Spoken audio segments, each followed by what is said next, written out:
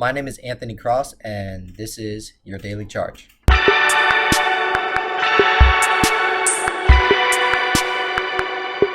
Today, I am going to talk about having faith in God. It's not the same thing as believing in God. When you look up the word believe, the word is pisteo. But when you look up the word faith, it is pistis. They have a similar root, but different definitive purposes. Kind of like orange and purple. Both come from red, but you can clearly see the difference in the color. So, what is faith? Let's start off in Hebrews chapter 11, verse 1. Here, the Bible says, "Now faith is the assurance of things hoped for, the conviction of things not seen." I like to compare this idea to like going home. When you go home, you don't sit there and say to yourself, am I going to make it? What if my home isn't there? What is home? Now, if I take the word home out and I put in the word God, some of us might have a nostalgic moment. And that's not something you want to do. That's definitely something you want to work on. But you want to see it as assurance of what you don't see, confidence in what you're hoping for. It's there, without a doubt. Let's go to the next one. In James chapter 2, verse 16, the Bible reads, "And one of you says to them, 'Go in peace, be warmed, and be filled,' and yet you do not give them what is necessary for their body. What use is that?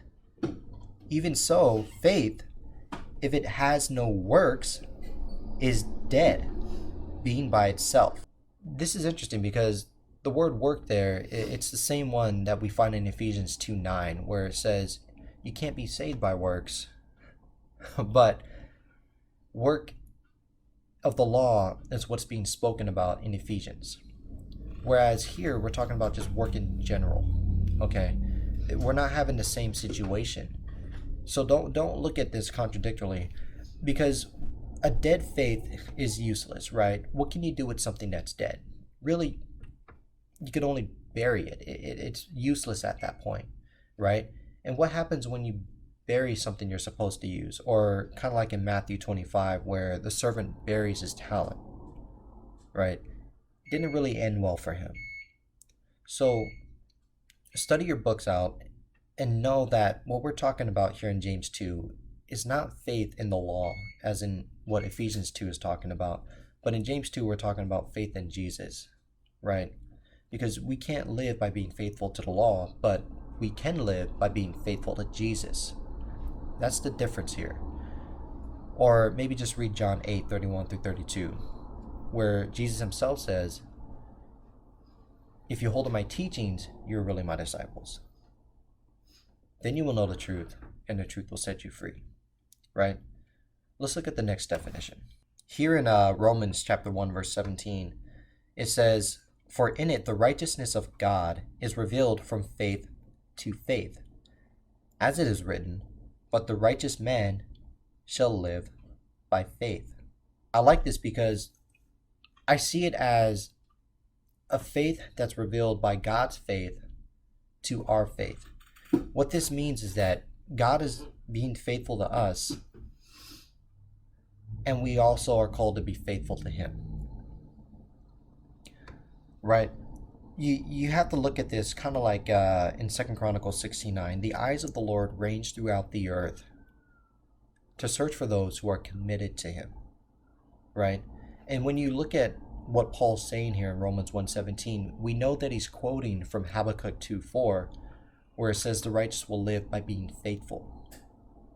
So the call here is to be faithful to our God who is faithful to us. The righteous will live by being faithful to a faithful God. And we all know our God is the only God who is alive and real and can truly be faithful to us. And he's been very faithful with sacrificing his son on the cross. So my charge to you is this: be faithful to your God. Believe in God and be faithful to your God.